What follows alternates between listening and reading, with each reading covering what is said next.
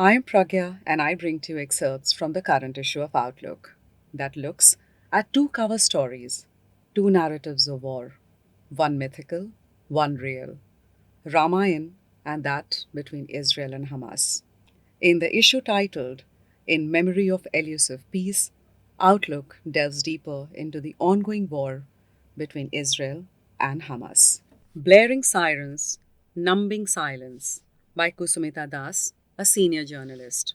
When you wake up to air raid sirens, you don't immediately realize they are, in fact, air raid sirens, especially when you are half in your sleep, more irritated than alarmed by the alarms, and also not when you're living in Jerusalem, where such sirens are unusual even during terror attacks.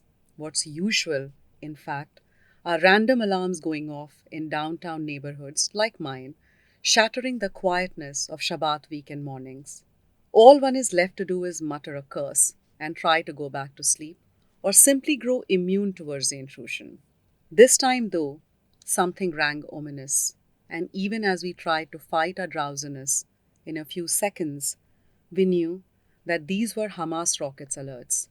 With barely any time to process this, we ran out of the door of our apartment and took shelter in the stairs.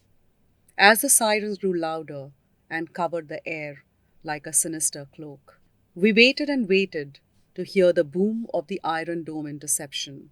There were probably 10, as far as I recall. News started trickling in soon, and in a matter of seconds, our phone screens filled up with the headlines of horror, and we made our way back inside our flat.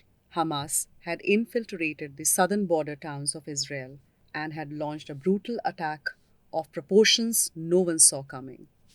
Branding this attack as Operation Al Aqsa Flood, named after the mosque in Jerusalem, revered as the third holiest site in Islam after Mecca and Medina, Hamas militants had captured at least one military base, several kibbutzes, and entire neighborhoods in southern Israel, open firing at a desert music festival, taking close to 1,000 people hostage in their homes, kidnapping some of them to Gaza, while murdering and butchering others. All this amidst barrage of rockets aimed at southern cities all the way up to Jerusalem in the center. Over 5,000 rockets were fired from Gaza Strip towards Israel in 20 minutes. As we tried to read through the magnitude of the massacre, now and again we had to take cover when the air raid sirens went off. This went on till about noon, by which time Israel had declared war. In a city like Jerusalem, that is not at the epicenter of the disaster, it feels a little strange trying to go about your day with sirens in the backdrop.